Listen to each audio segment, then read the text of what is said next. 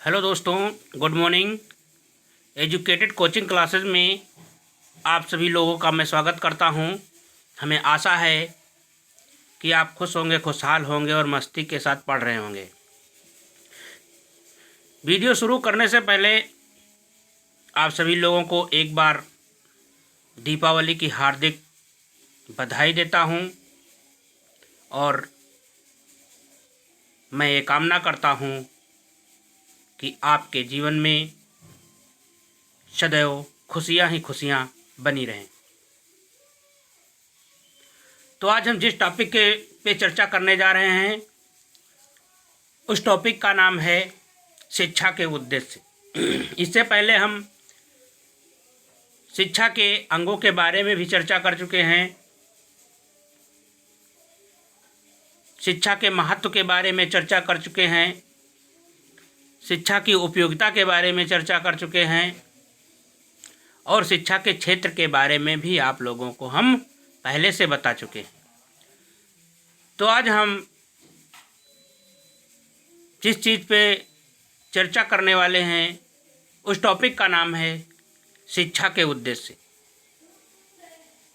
तो वीडियो शुरू से करने से पहले सभी लोग एक बार से चैनल को सब्सक्राइब करें और लाइक करें और वीडियो पूरा देखिए, जिससे कि भविष्य में किसी प्रकार की इससे संबंधित कोई परेशानी या दिक्कत का सामना ना करना पड़े और परीक्षा हाल में जब हम जाएं तो आसानी से पेपर को हल कर सकें।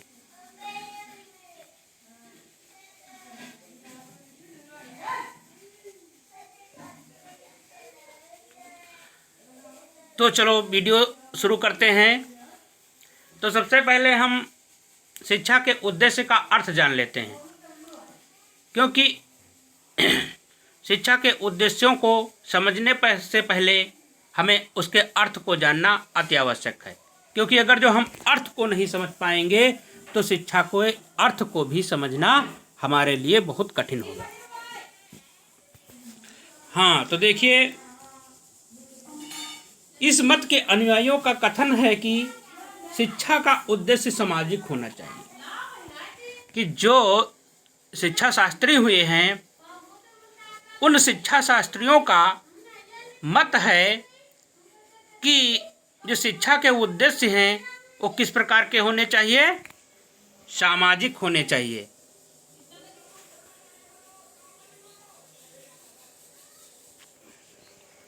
समाज से अलग व्यक्ति का अस्तित्व नहीं है। मतलब उन्होंने ये समझा दिया है कि जो व्यक्ति समाज से अलग रहता है ऐसा व्यक्ति हो ही नहीं सकता। ऐसा कोई व्यक्ति है जो समाज से अलग रह करके भी अपना जीवन यापन कर सके, इसकी संभावना ही व्यक्त नहीं हो सकती। तो इसीलिए कहते हैं कि समाज से अलग व्यक्ति का अस्तित्व नहीं है, मतलब कि वो व्यक्ति नहीं हो सकता। व्यक्ति समाज के हित के लिए ही है। व्यक्ति क्या है? व्यक्ति जो है वो समाज के हित के लिए है, कि यदि व्यक्ति नहीं होगा तो समाज नहीं होगा। तो व्यक्ति जो है वो समाज के हित के लिए है।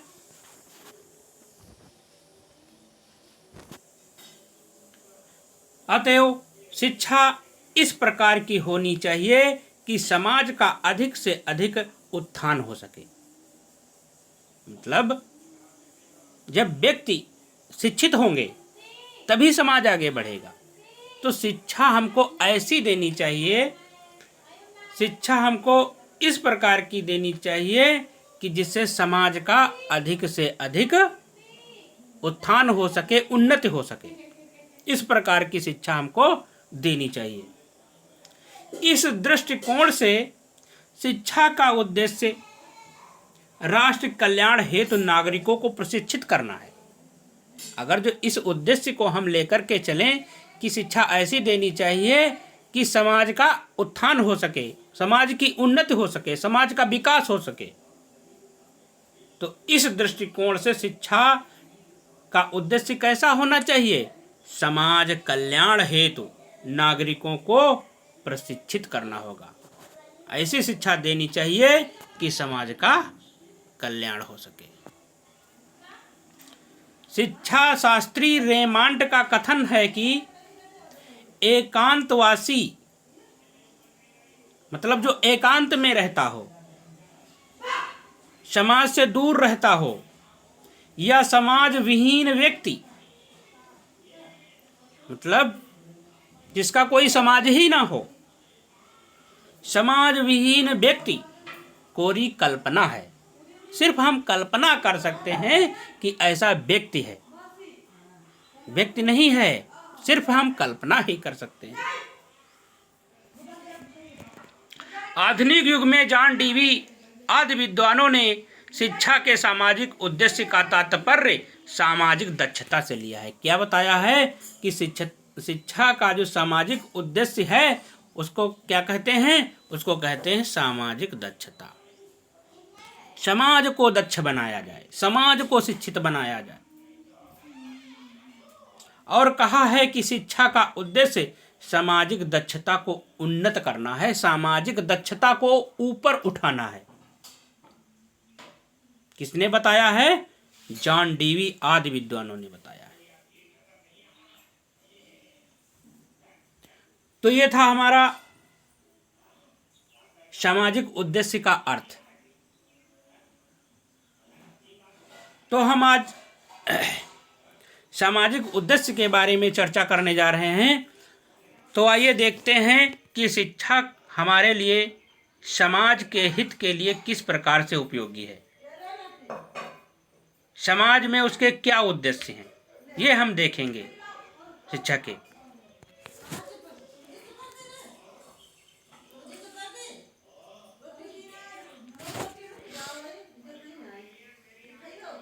तो हेडिंग है शिक्षा के समाज संबंधी उद्देश्य। हाँ, तो वर्तमान समय में हमारे देश का वातावरण बहुत ही शोचनीय हो गया है कि हमारे जो देश का वातावरण है इतना बिगड़ गया है, इतनी बहुत सारी कुरीतियां इसमें फैल गई हैं कि उस पे विचार करने योग्य है कि अगर जो हम इसके प्रति विचार नहीं करेंगे तो ये जो समाज है हमारा और भी आगे बिगड़ता चला जाएगा। तो इसके प्रति हमको विचार करना अति आवश्यक है। इसे देश की नसों में, इस देश की नसों में, मिस्टेक है थोड़ी, इसे है, इसे लिख गया है। तो इस देश की नसों में नाना प्रकार की कुरीतियों का विषैलापन बढ़ गया है कि जो हमारा देश है, भारत देश है, इसमें अनेक प्रकार की कुरीतियां फैल गई हैं, एक विषैलापन बढ़ गया है।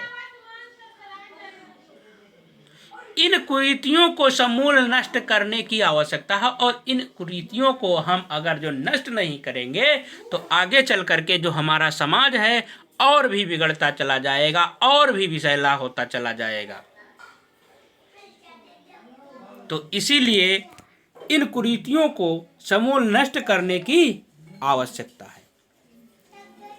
यह कार्य शिक्षा द्वारा ही संभव है। किसके द्वारा संभव है ये कार्य? ये कार्य सिर्फ हम शिक्षा के द्वारा ही कर सकते हैं।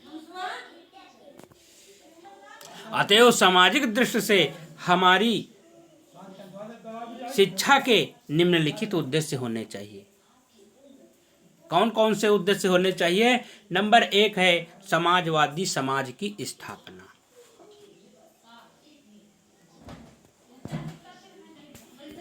सबसे पहले हम क्या करेंगे? समाजवादी समाज की स्थापना करेंगे। भारत ने यह निश्चय किया है कि वह समाजवादी समाज की स्थापना करेगा। हमारे देश ने, हमारे देश के नागरिकों ने यह निश्चय कर लिया है कि हम एक ऐसा समाजवादी समाज की स्थापना करेंगे जो इन कुरीतियों पर प्रभाव करेगा, प्रहार करेगा। ऐसे समाज में स्वस्थ जीवन को व्यतीत करने के लिए सबको समान अवसर दिया जाएगा। एक ऐसा समाज हम स्थापित करेंगे जिसमें स्वस्थ जीवन जीने के लिए हम सभी लोगों को समान अवसर देंगे। सबको शारीरिक, मानसिक और आर्थिक सुरक्षा का अवसर प्रदान किया जाएगा। किस किस चीज़ का अवसर प्रदान किया जाएगा? सबको शारीरिक, सामाजिक और आर्थिक सुरक्षा का अवसर प्रदान किया जाएगा।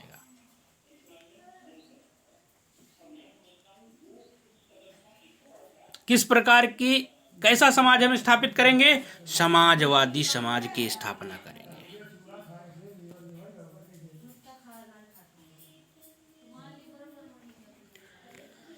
इससे हमारे समाज का एक नया रूप सामने आएगा। कैसा रूप सामने आएगा? मतलब हमारे समाज में एक बदलाव होगा, एक नया रूप उभर कर सामने आएगा। अतएव शिक्षा का यह उद्देश्य होना चाहिए कि समाज के प्रत्येक सदस्य को नवीन समाज के सिद्धांतों की ओर ले जाया जाए। एक ऐसी शिक्षा हमको प्रदान करनी होगी जो इस पुराने सिद्धांतों को छोड़कर नवीन समाज के सिद्धांतों की ओर ले जाए। एक ऐसी प्रकार की हम शिक्षा ग्रहण करेंगे।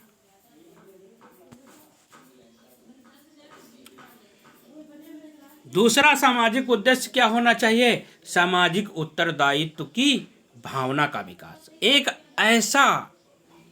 ऐसी शिक्षा हम प्रदान करेंगे कि जिससे हमारी सामाजिक उत्तरदायित्व की भावना का विकास हो सके। मनुष्य की अनेक आवश्यकताएं होती हैं। क्या होती हैं? मनुष्य की जो होती हैं बहुत सारी आवश्यकताएं होती हैं। इन सभी आवश्यकताओं को वह स्वयं नहीं पूरा कर सकता है। जब तक किसी दूसरे की सहायता नहीं मिलेगी तब तक हम अपने कार्य को, अपनी आवश्यकता को नहीं पूरा कर पाएंगे। इसकी पूर्ति दूसरों की सहायता से ही संभव है। किसकी सहायता से संभव है? दूसरों की सहायता से ही संभव है। शरीर, मस्तिष्क और साहस से संबंध रखने वाली जरूरतों की पूर्ति समाज के अन्य सदस्यों के साथ ही हो सकती है और किसी से नहीं हो सकती है। जो शरीर और मस्तिष्क और साहस के संबंध में जो हमारी जरूरतें हैं, हमारी आवश्यकताएं हैं, उसकी पूर्ति सिर्फ समाज के साथ ही हो सकती है। अगर जो हम समाज के साथ रहेंगे तभी हमारी जो है ये आवश्यकताएं पूरी होंगी। ऐसा करके ही हम समाज की नैतिक भौतिक उन्नति कर सकते हैं। ऐसा जब तक हम नहीं करेंगे तब तक ना तो हम अपने उत्तरदायित्व को समझ पाएंगे, सामाजिक उत्तरदायित्व को समझ पाएंगे, ना तो हम समाज की नैतिक तथा भौतिक उन्नति कर पाएंगे। और जब हम समाज के साथ रहेंगे और ऐसी शिक्षा ग्रहण कर सकेंगे तभी हम समाज की नैतिक और भौतिक उन्नति हम कर सकते हैं। इसके संबंध में डॉक्टर जाकिर हुसैन ने कहा है कि सामुदायिक उत्तरदायित्व की शिक्षा देने के लिए स्वयं शिक्षा संस्थानों को सामुदायिक जीवन की इकाइयों के रूप में संगठित किया जाना चाहिए। ये किसका कथन है? ये जाकिर हुसैन का, डॉक्टर जाकिर हुसैन का कहना है।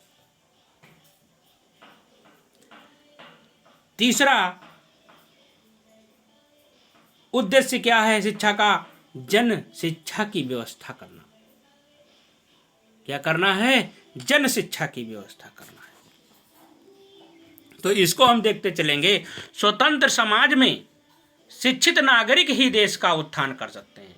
जब तक हमारे नागरिक जो शिक्षित नहीं होंगे तब तक किसी समाज की उन्नति नहीं हो सकती है, उसका उत्थान नहीं हो सकता है।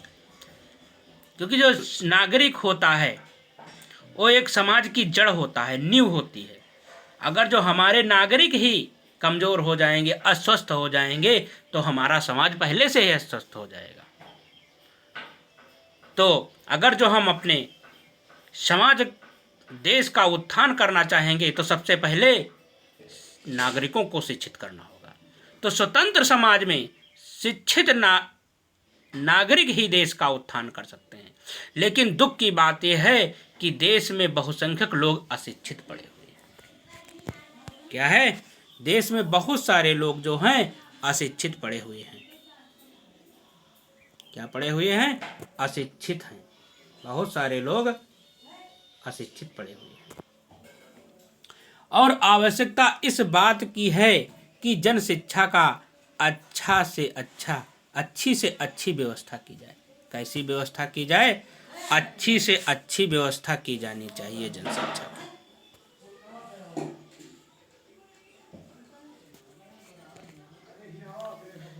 राजनीति उस समय तक सफल नहीं हो सकती। कहने का मतलब ये है कि हमारी जो राजनीति है उस समय तक सफल नहीं हो सकती कि जब तक कि भारत की जनता एक बार फिर अच्छी तरह से शिक्षित ना हो जाएगी। इसलिए हमारी जनता को अच्छी तरह से शिक्षित करना होगा, होना होगा। यदि हम भारत का पुनरुत्थान चाहते हैं तो हमें जनता के लिए कार्य करना होगा, हमें जनता को शिक्षित करना होगा, अगर जो हम अपने देश की, अपने भारत की उन्नति चाहते हैं तो। चौथा उद्देश्य है सामाजिक बुराइयों का अंत। सबसे पहले हम सामाजिक बुराइयों पर प्रहार करेंगे, उसका अंत करेंगे। तो आज समाज में नाना प्रकार की बुराइयों का जहर भर गया है। अनेक प्रकार की बुराइयां हमारे समाज में फैली हुई हैं, हमारे देश में फैली हुई हैं। इन बुराइयों में जाति प्रथा है, सांप्रदायिकता है। आज मुख्य शिक्षा द्वारा समाज की इन सभी बुराइयों को हम दूर करने का प्रयास करेंगे। कौन कौन सी बुराइयां चल रही हैं? जाति प्रथा है, मतलब कि जातिवाद है। सब लोग अपनी जाति को महत्व दे रहे हैं। आज जो राजनीति है वो जातिवाद पर हो रही है। तो जातिवाद, सांप्रदायिकता आज क्या है? आज हमारे समाज की बुराइयां हैं। और इन बुराइयों को हम किसके द्वारा दूर कर सकते हैं? शिक्षा के द्वारा हम इन बुराइयों को दूर कर सकते हैं। अतः हमको ऐसी शिक्षा देनी चाहिए कि जिससे हमारी सामाजिक बुराइयों का अंत हो सके।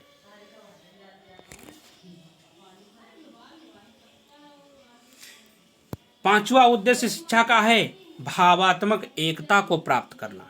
ऐसी शिक्षा हमको प्रदान करनी चाहिए जिससे हमारे अंदर जो भावात्मक एकता है उसके दर्शन हो सके।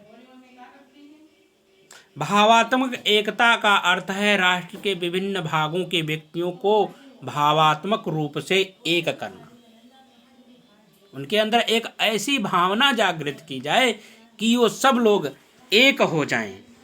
एकता की भावना जिसको कहते हैं, एकता की भावना जागृत हो जाए। भावात्मक एकता उन मूल्यों की भावात्मक चेतना है जिन्हें हम राष्ट्र के रूप में मान्य समझते हैं। एक ऐसी चेतना है जिसको हमारे राष्ट्र ने मान्यता प्रदान की है, मान्य समझते हैं। उन मूल्यों के प्रति भावनाओं का विकास है। क्या है? उन मूल्यों के प्रति हम अपनी भावना को विकसित करते हैं, अपनी भावना को विकास किया जाता है। किसके द्वारा? शिक्षा के द्वारा। यह उस परिवर्तन की ओर संकेत करता है जो व्यक्ति के रूप में हम अपने अंदर होने का अनुभव करते हैं कि हमारे अंदर जो है एक एकता की भावना प्रकट हो गई, तो हम अनुभव करते हैं। तो छठा उद्देश्य है अंतरराष्ट्रीय भावना का विकास।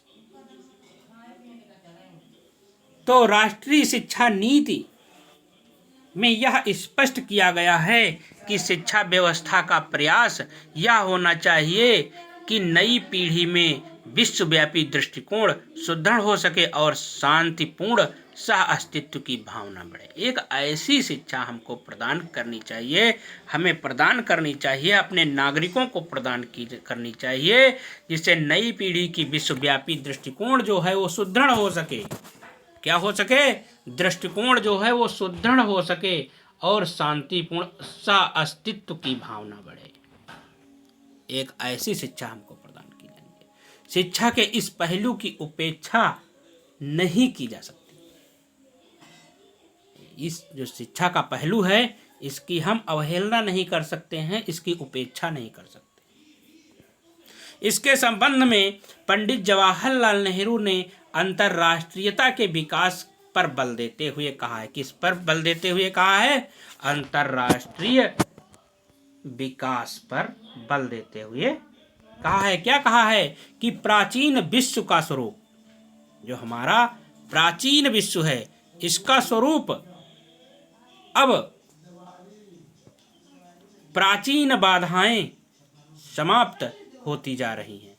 अब जो है हमारा जो प्राचीन विश्व का स्वरूप है वो बदल रहा है, और प्राचीन बाधाएं जो हैं, पुरानी बाधाएं जो हैं, पुरानी कुरीतियां जो हैं, पुरानी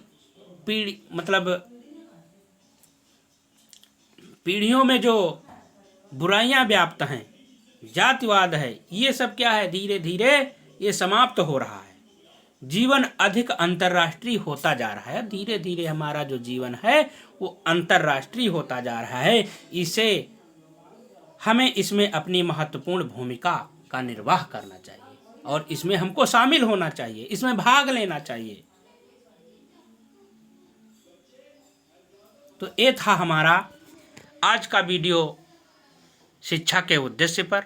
कौन कौन से उद्देश्य थे ये हम समझ चुके हैं, और किस प्रकार की हमारी शिक्षा होनी चाहिए ये भी हम समझ चुके हैं। तो अगर जो वीडियो अच्छी लगी हो तो वीडियो को लाइक करें और अपने मित्रों के पास शेयर ज़रूर करें, और इसके आगे का भाग हम अगले वीडियो में अवश्य लेकर आएंगे। तब तक के लिए धन्यवाद।